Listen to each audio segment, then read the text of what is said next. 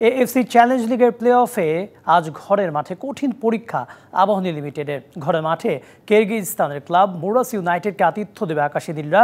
ঢাকা জাতীয় স্টেডিয়ামে ম্যাচটি শুরু হবে বিকেল 5টায়। আলামিন, মোরসালিন ও দিয়াবাতেকে নিয়ে ভয় ডরহীন ফুটবল খেলার লক্ষ্য আবাহনী কোচ মারুফুল হকের। নতুন স্বপ্ন আর সম্ভাবনা নিয়ে এএফসি চ্যালেঞ্জ লিগে নামছে বাংলাদেশি ক্লাবগুলো।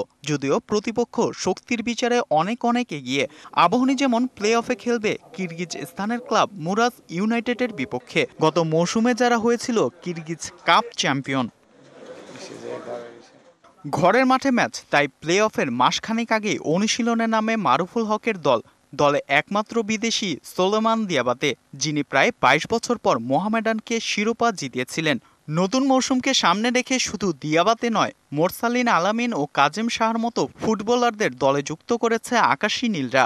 অনেকদিন পর জাতীয় স্টেডিয়ামে খেলতে নামলেও হোম অ্যাডভান্টেজ তুলে ভয়ডরহীন ফুটবলই খেলতে চান আবাহনীর কোচ মারুফুল হক।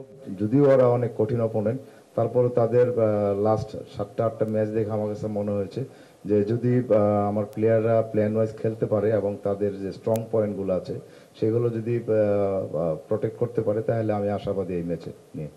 অভিজ্ঞ সোলোমান দিয়াবাতেকে রেখে আবাহনীর অধিনায়কের দায়িত্ব পেয়েছেন আসাদুজ্জামান বাবলু। তিনি এটিকে কোনো চাপ মনে করেন না, বরং দলের জন্য সেরা পারফরমেন্স করাই প্রধান লক্ষ্য।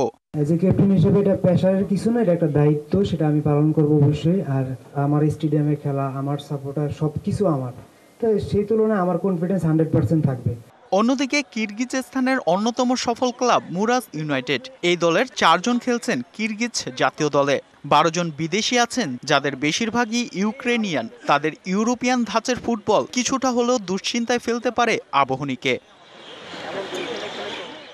Fardin Saju, DBC news, Dhaka.